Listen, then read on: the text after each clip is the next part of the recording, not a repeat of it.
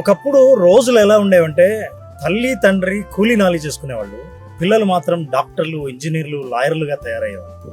కానీ ఇప్పుడు తల్లిదండ్రులు ఇద్దరు ఉద్యోగాలు చేస్తున్నారు, మంచి డిగ్రీలు ఉన్నాయి, సొంత ఇల్లు ఉంది, డబ్బు ఉంది, ఆస్తి ఉంది. కానీ మరి పిల్లలు ఏం చేస్తున్నారు? ఇన్స్టాగ్రామ్లో, సోషల్ మీడియాలో పనికి మాలిన పాటలకు డ్యాన్సులు వేస్తూ వైరల్ కావాలనే టైం వేస్ట్ చేస్తున్నారు. ఈ ప్రయత్నంలో జీవితంలో విజయాన్ని సాధించే మార్గాల్ని మర్చిపోతున్నారు. ఏ ఊళ్ళో చూసినా, ఎప్పుడు చూసినా సరే చిన్నపిల్లలు పార్కుల్లో చేతుల్లో గేమ్లో ఆడుతుండడం, రీల్స్ చూస్తూ ఎప్పుడు ఫోన్ వాడుతూ ఉండడం కనిపిస్తుంటుంది. ఒక్కసారి చైనా దేశంలో చూస్తే 18 ఏళ్లలోపు పిల్లలు సోషల్ మీడియా వాడటం బంద్ చేశారు. ఆ వయసులో శారీరక వ్యాయామం, కోడింగ్, ఆర్టిఫిషియల్ ఇంటెలిజెన్స్ వంటివి నేర్చుకుంటున్నారు.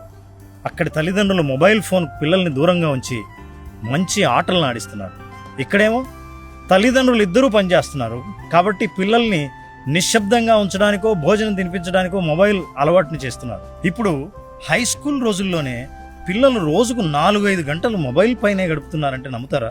ఇంకా చాలామంది పూర్తిగా శారీరక శ్రమకు దూరమై చిన్న వయసులోనే కంటెంట్ క్రియేటర్ వేటలో బిజీగా ఉన్నారు.